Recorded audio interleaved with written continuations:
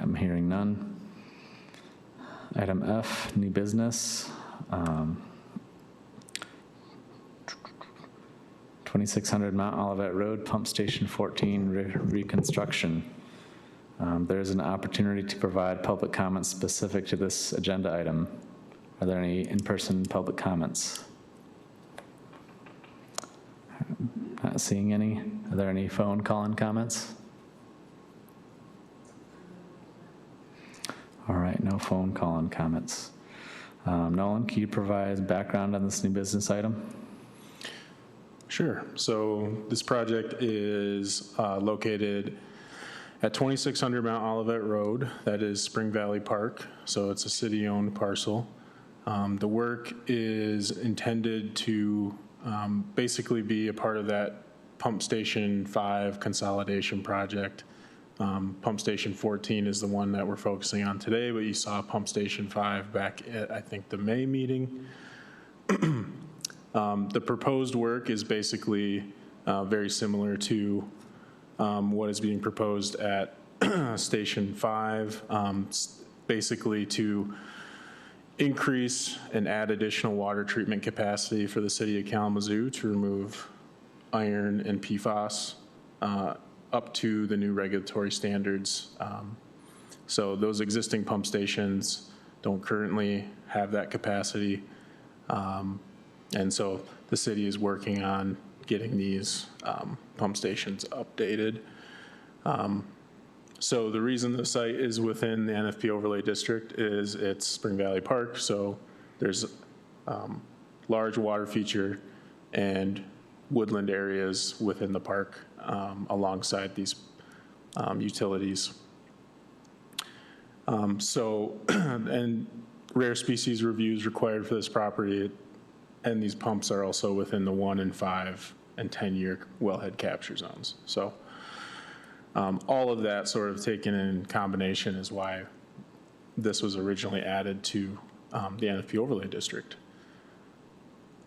So that's a very broad overview. I can invite the applicant up to speak more on the specifics. I have the plans pulled up, so you can always let me know when you want me to move forward. Good afternoon. Eric Seitar, City of Kalamazoo, Senior Civil Engineer, Water Resources Division. Here to present on our Station 14 reconstruction project, which is a portion of the larger Station 5 and 14 consolidation project. Specifically, we are taking water from Station 14, an existing City of Kalamazoo well field, been in service since the 1940s.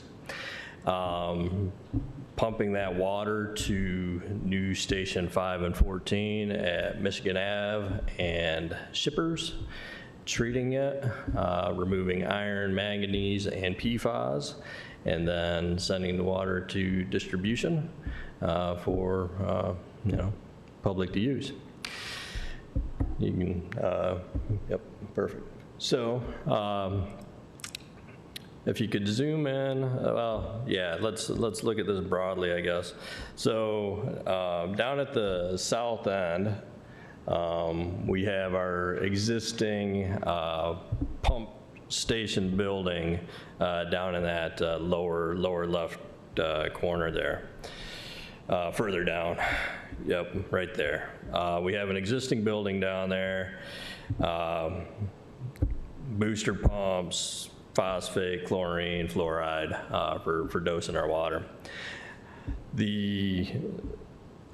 We're going to be essentially disconnecting that station from existing wells and installing a small chlorine dosing building just north of that on the other side of the road.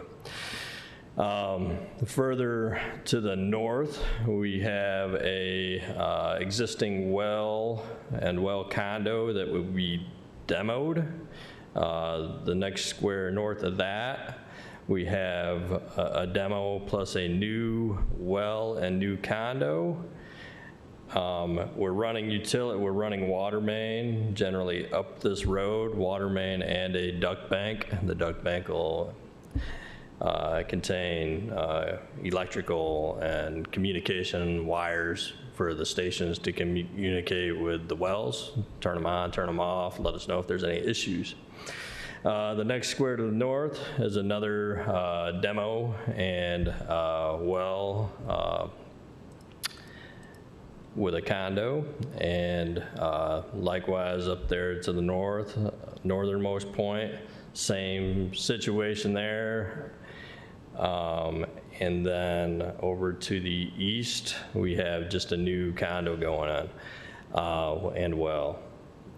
We also, this drawing's not showing, we have an existing well directly north that are kind of in between these two northernmost squares, and that well and condo will be demoed as well. Down in the lower right on this sheet, we are showing our Eagle Act 399, Michigan Safe Drinking Water Act.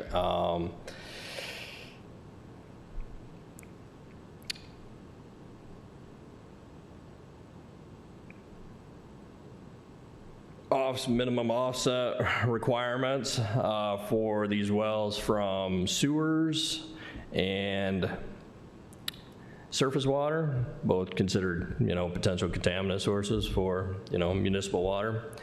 The existing wells out there are sitting very close to the lake. And one thing, typically when we go to replace these wells, we'll step about 10 feet away from an existing well, drill the new well, and get that well permitted. In this instance, because of how close they were to the lake, Eagle asked us to move those new proposed wells as far from the lake as we possibly could, while still maintaining separation distances from sanitary sewer, storm sewer, and also staying as far onto our property as we can. So these blue dots represent where new wells were installed, and those were the requirements we had to meet, and that was all with Eagle's approval. So we've installed 5 new wells at this station. Those wells still need to be permitted, and we're going through that process currently. So that's how the well locations were determined. We did the best we could with what we kind of had to work with. What's that, the well drilling, what kind of a footprint is that? Is it just just restricted to the? Pretty restricted for the most part, yeah. Our biggest concern with installing these wells was drilling mud, getting into the lake. And we prevented that by, going overboard on SESC controls. This work happened between February and April, May of this year. And we installed double silt fence, erosion control logs, put the cuttings and drilling mud directly into a roll-off, and then had a vac truck staged on site for all this work. And the footprint, all in all, was probably less than 20 by 20 for each well. And yeah, they did a really good job getting stuff cleaned up afterwards. So you can move on to the next drawing. This is just, some details of where these condos are going. Not really a lot to talk about there. The wells are installed. Each of these wells is going to get what we call a condo, a housing structure built up on top of it. They're prefab concrete structures, roughly 12 by 19. The well lives inside of that. Currently, the setup is the wells are outside of these structures, which causes operational issues during the winter time. This is just, another, just showing where our proposed mains are going to be well to well. This zooms in a little more on what we got going on at the existing station. You can see where the existing building is down there. We're going to keep that building, but there's not going to be any water running through it anymore. We're going to use it essentially to store chlorine cylinders and put that chlorine into an aqueous state. Then we will be piping that chlorine over to a structure on the north side of the road, a little, I think it's roughly 10 by 12 prefab concrete structure, and we'll be dosing water with chlorine to pre-oxidize iron and manganese as it takes the trip to new Station 5 and 14. That pre-oxidation helps to filter those things out once they get to that station. Also, just south of the new building, we're going to have a generator underneath the canopy, new transformer pad, and a shallow retaining wall to help hold back some soil. Just showing our plans. So here, we're doing this duct bank down the road from existing Station 14, pretty much running it under the road all the way up to where this southernmost new well and condo is going to be, and then you can see these lines splitting off. We're going to set a vault there, and we're going to directionally drill these lines from there to help minimize disturbances of the park. This is just shows where what our existing condos and wells look like. Just a general demo plan. We got 5 wells, 5 condos in total that are going to go away. A general look of a condo. Nothing much to see there. Chlorine dosing building. Just some structural. General look at what that retaining wall is going to look like. That's the only detail really relevant on this sheet. Here we got landscaping plans. So we needed to plant a minimum of 1 tree. 1 tree or fraction thereof by zoning ordinance. So proposing 2 sugar maples at the locations of former well condos along the lake right there. And then we're not proposing any tree removals. There might be some light tree trimming to, be able to operate equipment, set condos and stuff, but the plan is to not touch trees, preserve everything, some tree protection fencing up there, and there's one stretch where we're gonna directionally drill our new 6-inch water main to help preserve those trees. Can you clarify what you mean by directional drilling? Horizontal directional drilling, so drill a rod down and horizontally, hook onto a pipe, and then pull that pipe back down through your borehole. Okay, so the surface disturbance is not a line, it's just a point of entry. Okay. Yep, exactly. And that point of entry is beyond where any trees are going to be impacted. And yeah, that's generally what I have. Do you guys have any questions? What time of year is this work planning to start? So this portion of the project is, because it's a public park, we want to minimize disturbances to park users. The plan is to begin this work in October, November of 2027 and have it all done by May of 2028. Great, thanks. I asked that question just when you were speaking about doing some trimming needed for equipment access and things like that, just to identify anything that might be an oak tree and to prune that ahead of time and in the winter when it's dormant to minimize oak wilt. We have had quite a few recent oak wilt confirmations within the Kalamazoo area. So I think it's gaining steam here in the area. All right. When is oak wilt season? The best time to prune would be dormancy, so I would say roughly mid-October to March, weather dependent. We get an early warm spring. It could, be in February. So, but wintertime, ideally. All right. Yeah. Excellent. Thanks.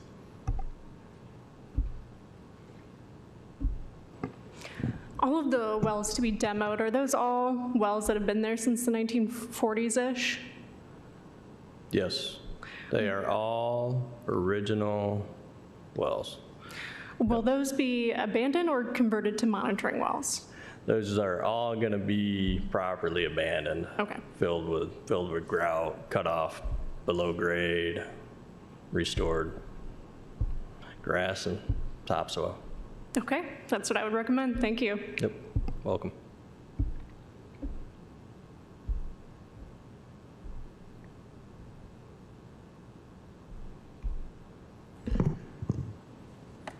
Just point out too, they, having reviewed this, they show tree protection fencing, the directional boring is involved, should minimize any impacts to the woodland that exists. The 2 sugar maples are good species to have as a replacement tree or additional landscaping tree. And I think it was mentioned too, is the soil erosion, soil control measures that will be needed for this site. They also showed the water resource setback of 25 feet on the plans.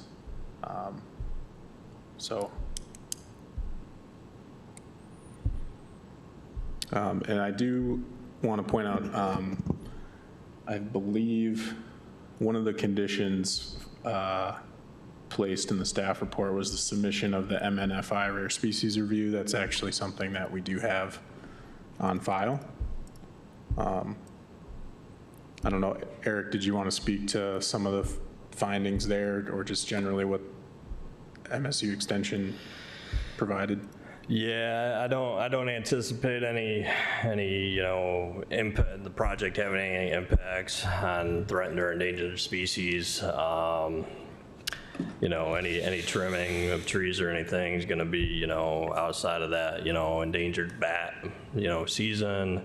The work's going to be occurring outside of, lowland areas. We're pretty much underneath, existing asphalt and already disturbed areas. No real big surprises in this MNFI document. Yeah, you've already spoken to the sort of erosion control, et cetera, because there's often a lot of mussel species detected in these things, and from what I'm seeing, I don't really see any impact to the aquatic environment from, Yep. As long as we keep the SESE in check, we should be okay. Yep. If they're in there. Right.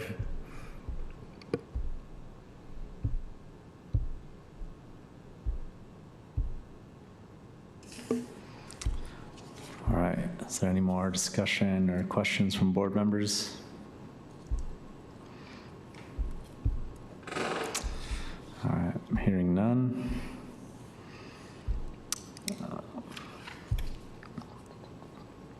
Can I get a motion to approve the NFP site plan for 2600 Mount Olivet Pump Station 14 reconstruction as presented? So moved. Support. All right, this one will need a roll call vote. Nolan, will you please call the roll? Hollander? Yes. Bergia? Yes. Stemple? Yes. Martin? Yes. Bassett? Yes. All right, the motion passes. Thank you. Thank you. Have a great evening, guys. All right, moving on to item G, unfinished business, NFP board work session. There's an opportunity to provide public comments specific to this agenda item. If there's any public comments, please step forward. Seeing none. Is there any call-in comments? All right, no call-in comments. Nolan, can you provide some background on this? Sure. So as you can see, there's no city staff here again this month. We've been discussing, so we're a redevelopment-ready community in the state of Michigan, and as part of that certification, we will usually do cross board or commission trainings. You know, Kyle, you might have remembered some of those in the past. We did one 2 years ago, I think, with Planning Commissioners, Zoning Board of Appeals, and NFP, because they're all closely connected, especially Zoning Board of Appeals and NFP members, so people got to meet each other, and staff walked them through various topics just to know about. We're looking at what a joint training could look like again. So that discussion's happening right now, and I think that is when, you know, once I have more information and we get things scheduled, we'll be reaching out to make sure it can work. But it'd probably be planning commissioners again, and potentially NFP board members, and then we could go over things specifically that I wanted the assistant city planner to talk to you about, or our zoning administrator to talk to you about some of the compliance related stuff. So we'll have an opportunity there, but. You'll be inviting those folks to one of these meetings?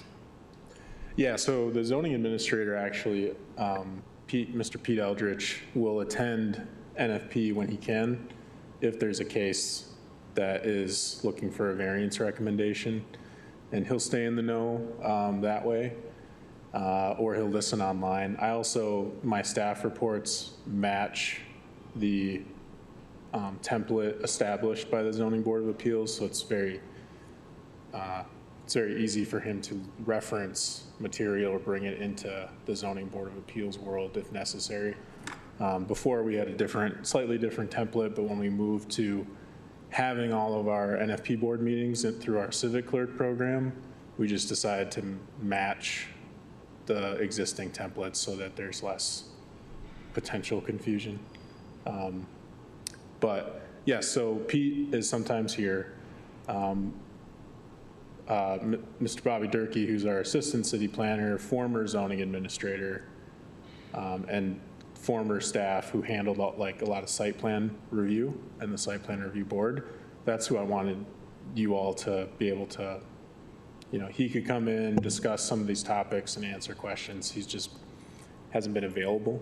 So, but I think for a training, we could get more prepared and go deeper into that topic and other topics.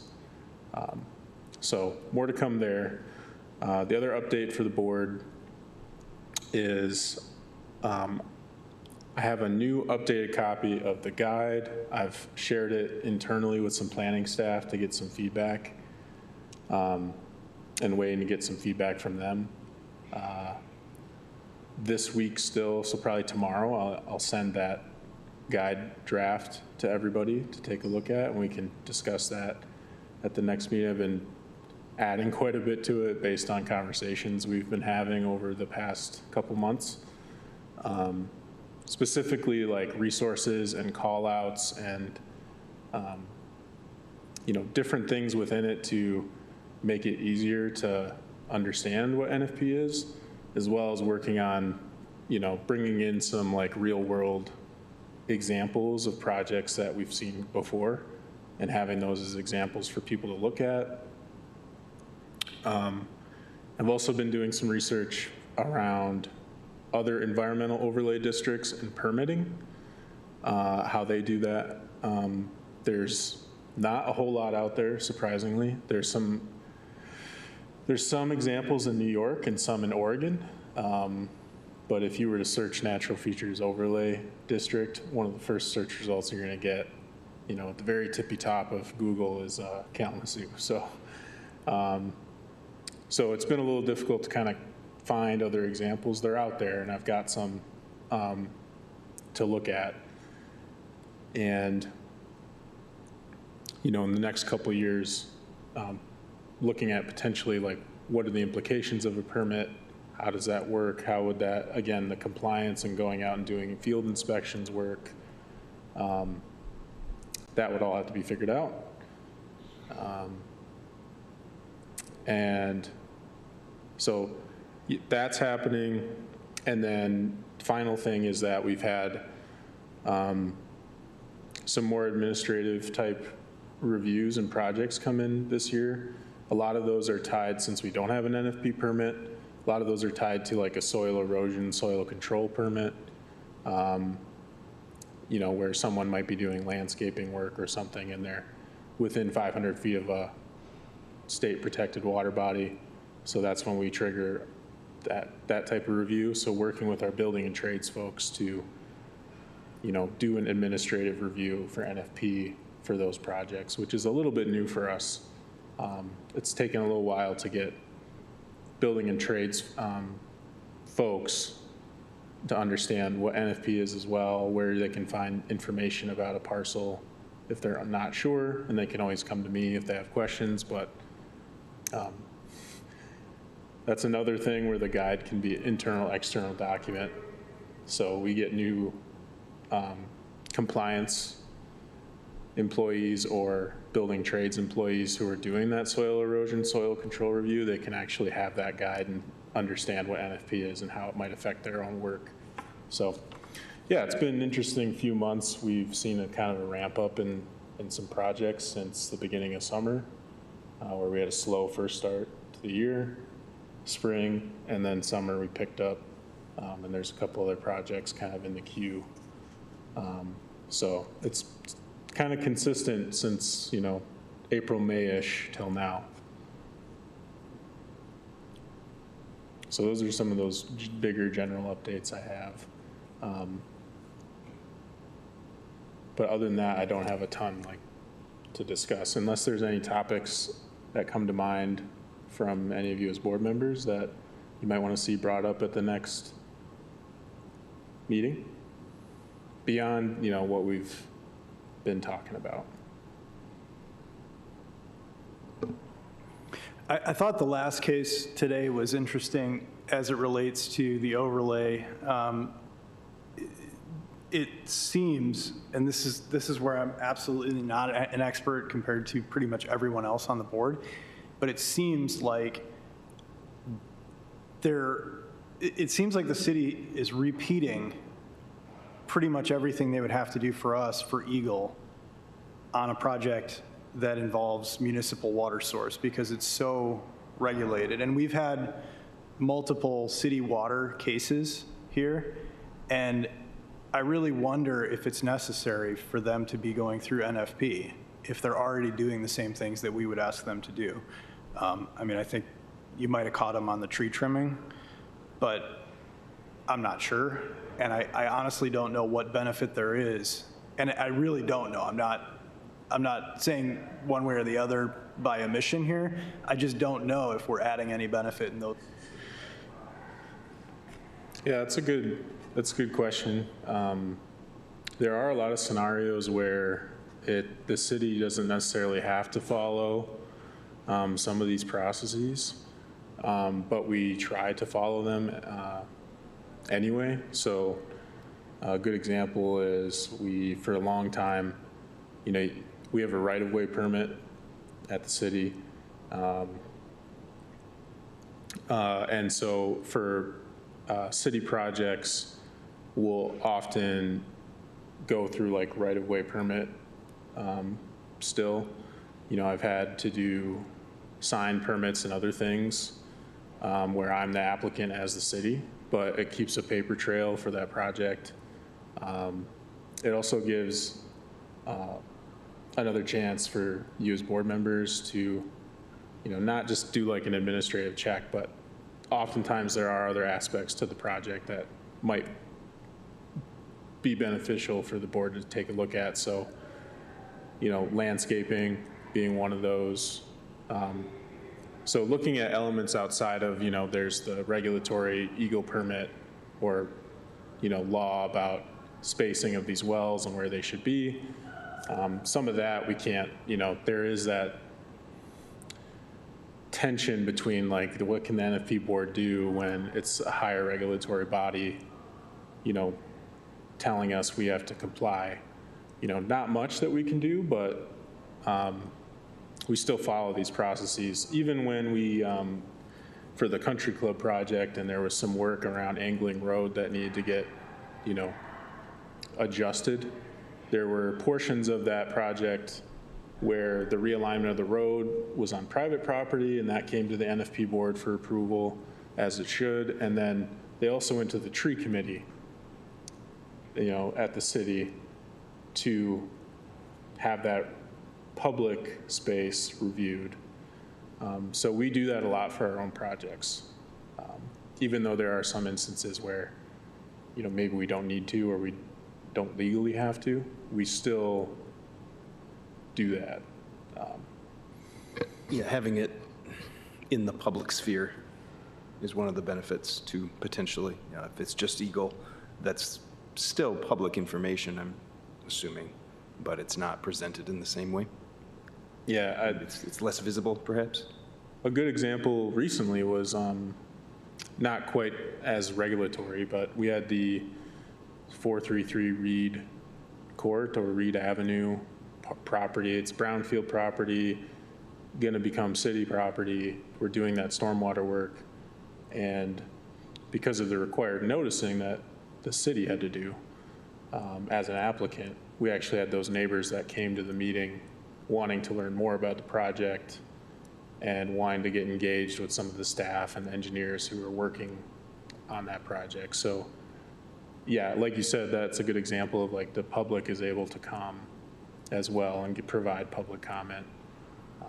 But yeah, there's still that tension that we might have to talk about internally in planning about what do we do when we have, or what is our precedent right now when we have these tensions between you guys as a board and Eagle, where we don't want, to set you up as a board to be,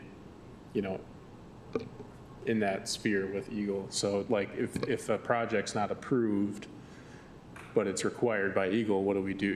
What happens? And we haven't run into that yet, but it is a concern, I think a valid concern. Yeah, this seems like, it didn't turn out that way, but hearing the description of it, I mean, the whole reason it's happening is required. But, dealing with the forever chemicals, like, got to do that. And also the placement of the wells sounded like there wasn't, I mean, those are existing laws. You can't have it, and there's also setback from the water and not too close to the sanitary lines, and like it. And so the only thing that it seemed is within our purview is just to understand what the disturbance was.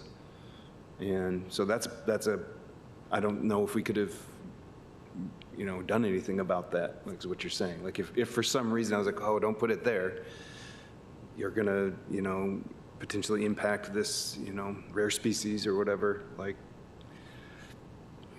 there's no wiggle room there, so. That's kind of what I'm getting at. I mean, if we're already getting the best outcome given the various overriding regulatory regimes that we're dealing with, I hear the public engagement part of that, which I agree is important, but it's also important to make sure that Eric's not wasting his time giving presentations to additional boards over things that he's already being forced to do through other, higher regulatory bodies. And I work with Eric sometimes, and I know how difficult it is to schedule a meeting with him. So I'm not, there's a trade-off there. And I'm just pointing it out because this is the second or third project like this that we've seen since I've been on the board. And I think it's worth thinking about. Yeah, and like I said too, I can bounce that off of some other planners in our department and get a better understanding of, how that's been handled in the past outside of NFP. and, maybe rethinking it moving forward if that's needed, if there's, if that requires maybe an amendment to the ordinance to make that exception more clear. But Yeah, I hear you 100%, but defining it would be difficult. Like, And this is a really clear in which example. cases, yeah,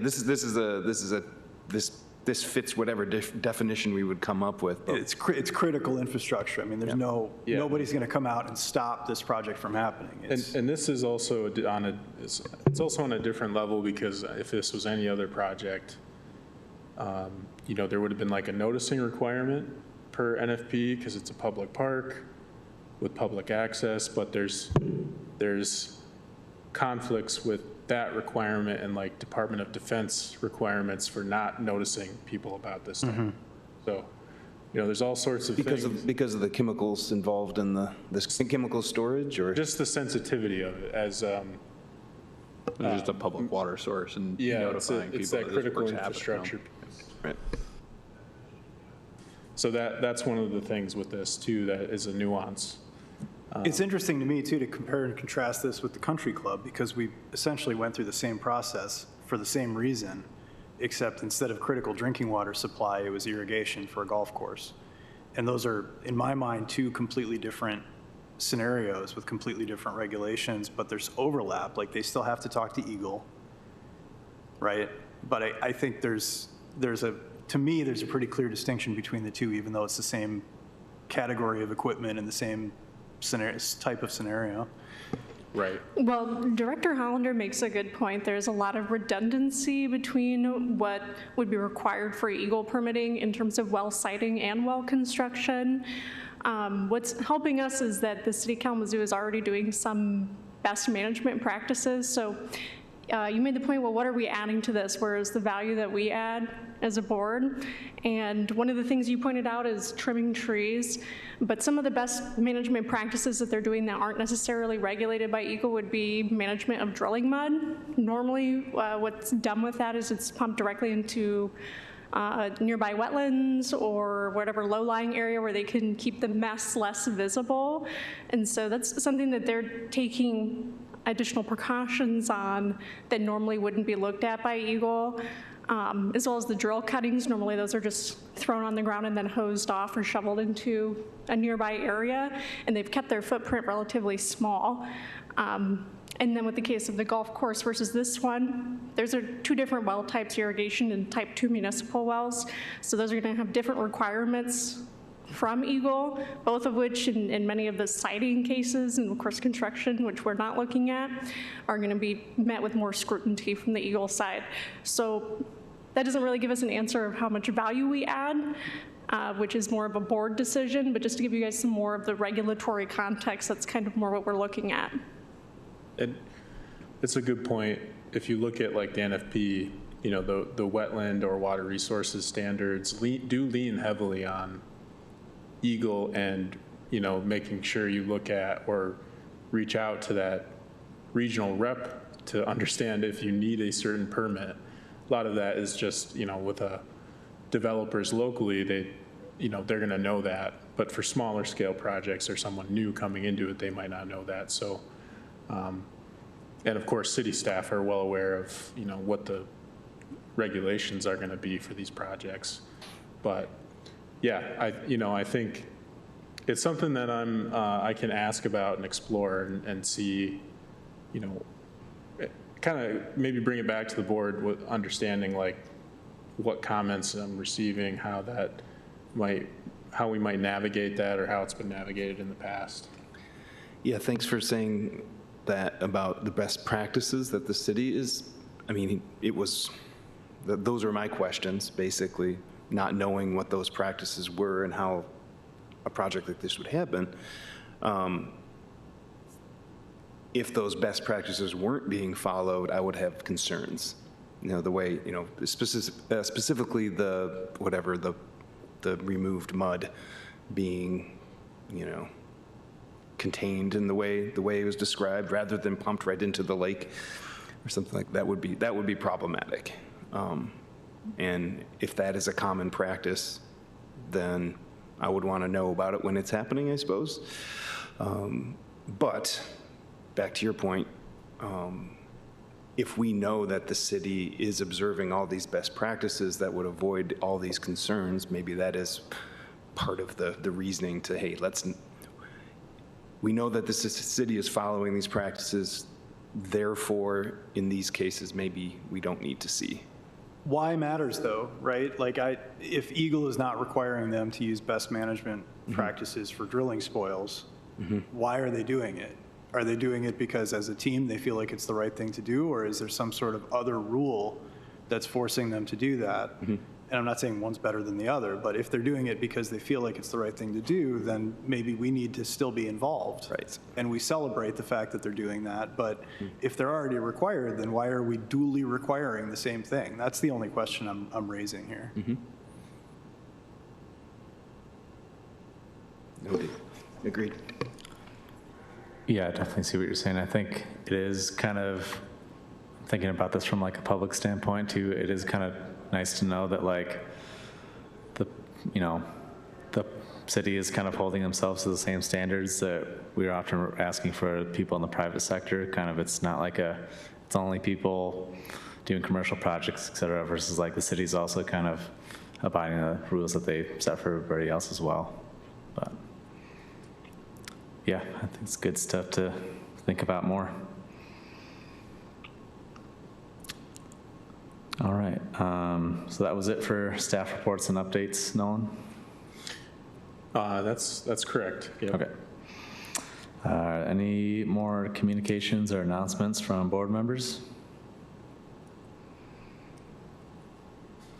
All right, I'm hearing none, so let me find my gavel. Adjourned.